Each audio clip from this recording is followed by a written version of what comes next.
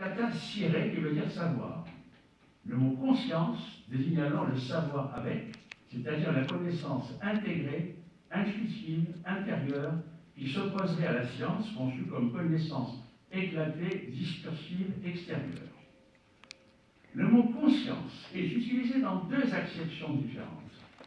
La première désigne la conscience morale, celle à laquelle fait allusion Rabelais lorsqu'il fait dire à son héros Gargantua, citant le roi Salomon, Sapiens m'entrepoint en âme malivole, et science sans conscience n'est que ruine de l'âme. Cette conscience morale aurait pour organe un œil intérieur. Ayant accès direct à l'ordre suprasensible, la science cognitive faisant pour un part l'usage des yeux extérieurs pour reconstituer l'univers sensible. Ce point de vue a été clairement exprimé par Kant dans sa célèbre épitaphe, extraite de la critique de la raison pratique, Der bestimmte Himmel über mir, das moralische Gesetz in mir, ce qu'on traduit très poétiquement en français par le ciel étoilé au-dessus de ma tête et la loi morale au fond de mon cœur. Pour la science contemporaine, le système de valeurs qui détermine la conscience morale est acquis via le processus d'insertion de l'individu dans la société et il opère ensuite en lui comme la projection de celle-ci en son sein.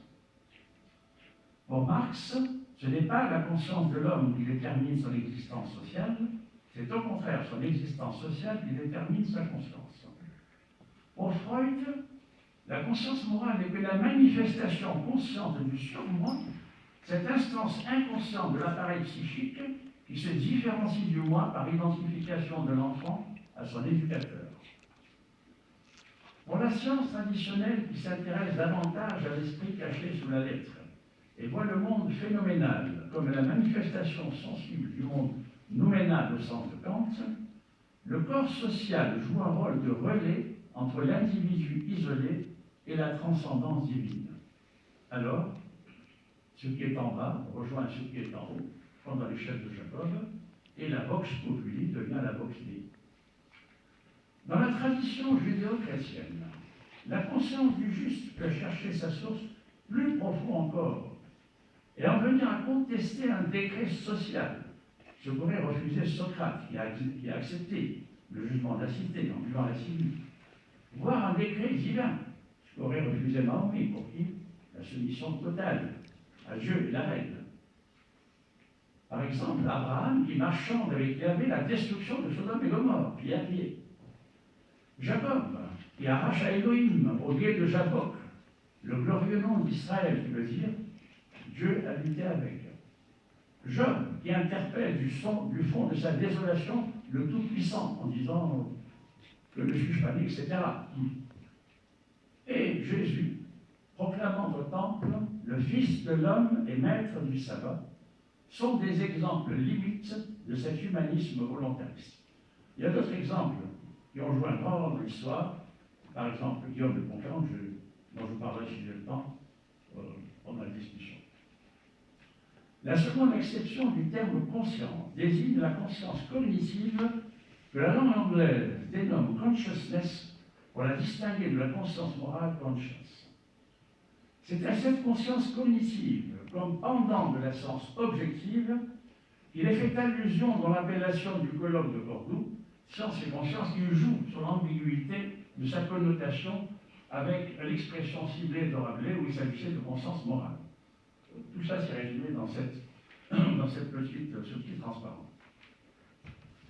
Affranchie de toute limitation spatiale, temporelle ou dispersive, la conscience cognitive est censée donner accès à une connaissance intégrée pouvant atteindre la conscience cosmique.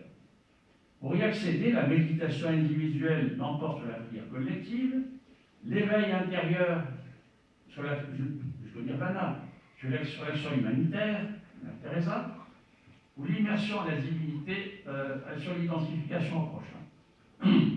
Quoique caractéristique de la tradition indo-bouddhiste, la conscience cognitive est aussi présente dans la tradition judéo-chrétienne, où elle est le vecteur des grandes révélations, Abraham, Moïse, les prophètes, etc. La science contemporaine a aussi quelque chose à dire sur cette conscience cognitive. On sait que le nombre de neurones dans le cerveau humain est comparable au nombre d'étoiles dans la Voie lactée, qui est notre galaxie, une centaine de milliards dans les deux cas. Or, si des informations multiples peuvent nous parvenir de l'extérieur, par les centaines de millions de connexions de ces neurones à des terminaisons sensorielles, des informations bien supérieures, quoique restant à décoder, ne pourraient-elles nous parvenir aussi de l'intérieur par les connexions des millions de fois plus nombreuses entre les neurones cérébraux eux-mêmes, qui sont faits d'aussi bonne matière que les objets qui nous entourent? Les cadres conceptuels de la philosophie kantienne, mais aussi la mémoire, l'imagination, la raison, voire la volonté et l'amour, les créations mathématiques, dont on sait que parfois elles précèdent les théories physiques, la musique, la poésie et le rêve, dont on sait que parfois il est prémonitoire, ne pourrait-il alors nous venir d'un monde suprasensible, dont le monde sensible ne serait que la partie émergée, la ride à la surface d'un océan d'énergie et d'ordre, comme disait Louis de Broglie, que la physique et la biologie moderne nous font à peine entrevoir. Cette digression sur le double sens du terme conscience était nécessaire pour bien comprendre en quoi la science contemporaine se distingue de la science traditionnelle et comment toutes deux se situent par rapport aux différentes formes du sacré. Les sciences traditionnelles paraissent caractérisées par l'hypothèse implicite d'une sorte d'osmose entre les différents points de l'espace et du temps, ainsi qu'entre le sujet et l'objet de l'action. Dans l'astrologie, par exemple, les configurations stellaires et planétaires sont supposées influer à distance sur les destinées terrestres et humaines. Ce concept a d'ailleurs sans doute joué un rôle dans l'introduction de l'action à distance dans la théorie de la gravitation de Newton.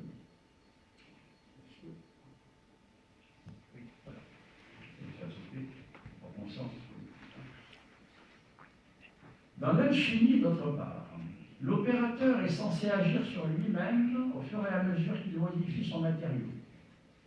Un peu comme dans l'apprentissage. Dans l'apprentissage, un ouvrier utilise un tour pour fabriquer quelque chose, mais ce faisant, il apprend à s'en servir. Ce concept a aussi joué un rôle dans les conceptions de Darwin et de Marx sur la formation de l'homme par le travail. Il existe un ouvrage célèbre de Friedrich Engels intitulé « Rôle du travail dans le passage du singe à l'homme ».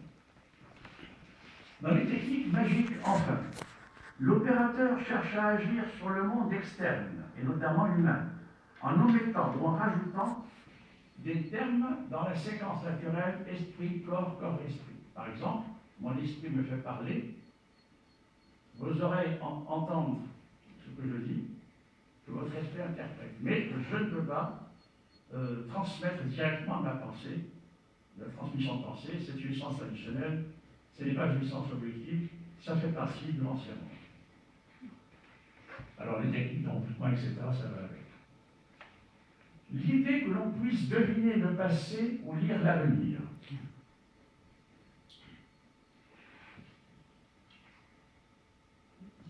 Voir ou agir à distance.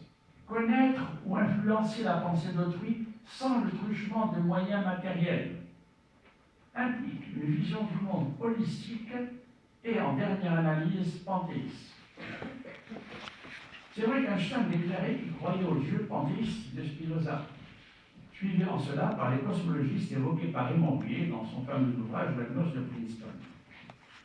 C'est vrai aussi que les théories quantiques et relativistes remettent effectivement en question les notions d'espace et de temps pour la théorie relativiste ou de sujet et d'objet pour la théorie quantique. Mais une méthodologie, le fait historique demeure que les sciences contemporaines se sont constituées sur une méthodologie désacralisante et réductionniste, ou si l'on préfère, matérialiste et rationaliste. Il n'est pas indifférent de comprendre en quoi le contexte religieux a pu jouer dans ce développement scientifique avant d'être lui-même influencé par ses résultats.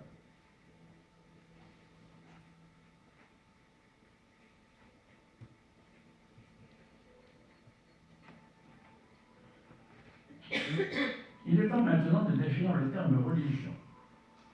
Ce terme vient du latin religare, qui veut dire relier, mais relier quoi? Sans doute l'esprit de l'homme à tout ce qu'en dehors de lui croit percevoir d'esprit. C'est-à-dire tout d'abord, bien sûr, à ses semblables, qui durent à l'origine être des membres de sa famille, de son clan ou de sa tribu, avant de devenir ceux de l'humanité tout entière. Mais aussi l'esprit de l'homme, aux esprits que l'observation naturelle lui fait analogiquement percevoir autour de lui. En Chine, par exemple, le confucianisme et le taoïsme ont mis l'accent respectivement sur ces deux volets du phénomène religieux. Le confucianisme sur le rapport interhumain et le taoïsme sur le rapport avec une transcendance. À chacun de ces deux volets correspondent des croyances et des attitudes que je vais maintenant examiner.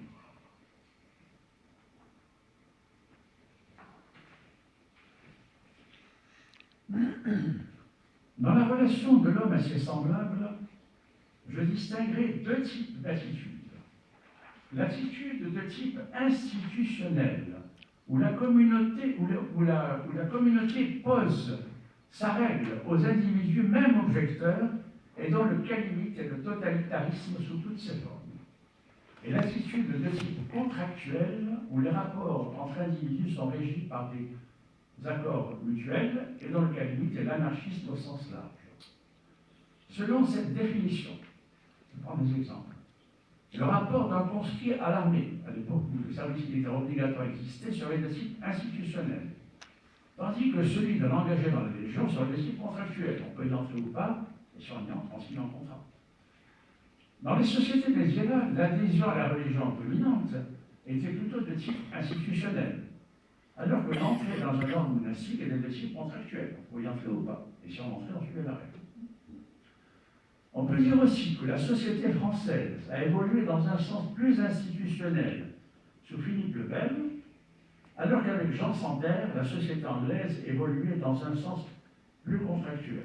Ça se voit d'ailleurs sur les jardins anglaises, où les plantes poussent assez librement, n'est-ce pas? On les jardine un peu, mais il y a une sorte de contrat entre les plantes, d'équilibre écologique qui se fait, alors que le jardin à la française, tout est réglé au coteau, les plantes n'ont pas le choix, c'est comme ça et pas autrement. En termes théologiques, le Moyen-Âge distinguait deux sortes de perversions. La possession démoniaque, qui est la forme institutionnelle. Par exemple, si vous avez vu le film L'Exorciste, c'est une fille qui est possédée par un démon, elle n'a pas le choix, il entre en elle. Et le pacte diabolique, qui est la forme contractuelle. On fait un pacte avec le diable, chose qui est bien faite, un contrat. Selon le philosophe Gilles Deleuze, le rapport sadique serait de type institutionnel et le rapport masochiste de type contractuel.